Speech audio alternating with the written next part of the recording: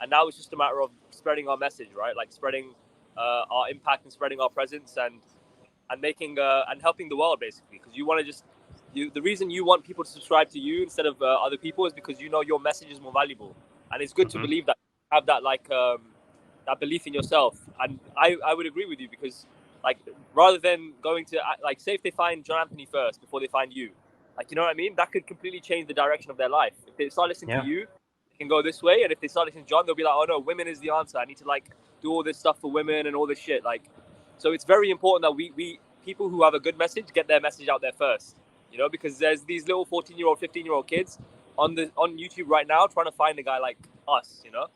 So yeah, so it's a very, very good goal. And also, like, I just think people need to light that fire off their ass, man. A lot of people don't have that like drive to make it. They're just like too comfortable with like their situation, but they don't realize the life has been taken out of them when that happens. Like, right? If you look at like all these like Warren Buffett and all these old guys, I don't know who said this, but I remember watching it. It's like the reason they can carry on living for so long is because they still have a goal. They're still driven. You know, it's like that fire is like, and Donald Trump as well is another good example. Like he's old as, but like he's still like moving. He's still pushing forward. He still is driven. Those people that have that fire, they just have more of an impact. They have more of a presence, and you have to, I think, strive to be that as a guy, because women are more attracted to that as well. So it's like a win in every single way. You win in business. You win with women. You win with money. Like, you just need to have that burning desire. And I think Andrew Tate's a really good example of that. And he made a lot of men reevaluate reevaluate their lives. You know, like Mm. in that sense, with the whole broken Yeah. stuff. Yeah. I like for me, like Eric said, I live the life that I want. I'm totally comfortable with it. I don't spend even half, the money I make living the perfect lifestyle that I want. But when I see a Yeah. BMW convertible drive past me, I feel broke. You know what I mean? I'm just like, I'm broke. And if I really want to, like, I want to, well, where's my BMW convertible? I'm broke, but if I want to make the impact that I want to make, I have to not feel like I'm broke. You know what I mean? Like, when I talk to people, it doesn't matter like ultimately what car is in the garage when I'm talking to you. It doesn't matter. But like, it does matter for me in terms of my advice to you. Like, because I grew up super poor. So if I can say I went from poor to rich, then the words that I'm speaking now have a greater impact. They have more conviction behind them. I can help more people, and I can help more people get out of the situation that I was in if I really like, put the nail in the coffin on feeling broke and being broke. Um, Yeah. I want to bring up something you said, Air. Actually, I kind of added it to my big domino of like, what are the consequences of me not pushing it? So I said before, oh, if I don't retrieve it, I'll be a 30-year-old loser.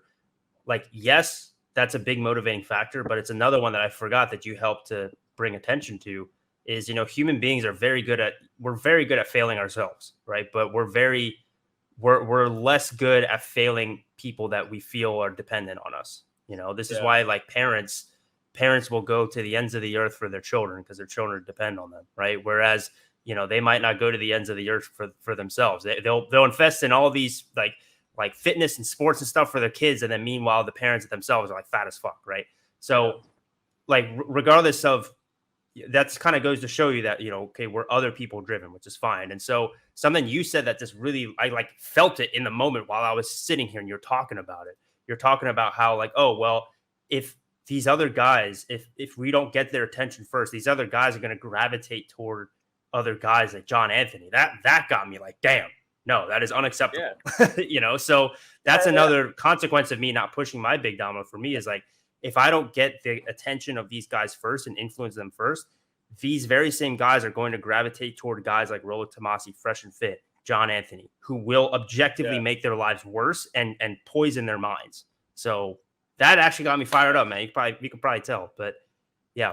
Well, so one anyway, thing I just so remembered for as those, well, the Rolex Master Fresh and Fit stuff. Mhm. Can you hear me? Yeah, we can hear you. Yeah, go ahead. Yeah. So I went to a dinner with Hamza and a few other friends the other day, and one thing he said really resonated with me. I want to bring you up on this podcast so I don't forget it, and I may make a video about this as well. He said, Fresh and Fit, Rolex Marcy, all these guys. He didn't say their names, but I knew who he was talking about. He said they're red pill level 1. So in their philosophy, the woman will so they will win. they will win in the women to man dynamics because they understand the red pill and the truth. But in their philosophy, the woman will lose. And in order to get to a red pill level 2, like the truth level 2, you need to make it a scenario where everyone wins. It's a win-win for both the man and the woman. And by their philosophy, they can do all the stuff and sell them the dream and all the shit. But the woman's going to lose at the end of the day if you follow the Fresh and Fit model. But if you follow the model which I think we have, which we're more aligned with, which is the self-development journey and all this stuff, and becoming the man of value and being able to offer everyone value and protect others, that situation, the woman doesn't lose as well, because she gets an experience with a cool guy who is actually on his shit and wants to help the world and has all these positive things about him, and then he is not using her in a way where he's taking more from her than she's giving to him. So that was a really cool thing that he mentioned. I wanted to just say that here. That's great. Yeah. Fundamentally, that is what's wrong with the red pill manosphere space. Is it's trying to succeed at the expense of women, and more specifically, the main motivation behind that success is to try to get back at women for hurting them in the past.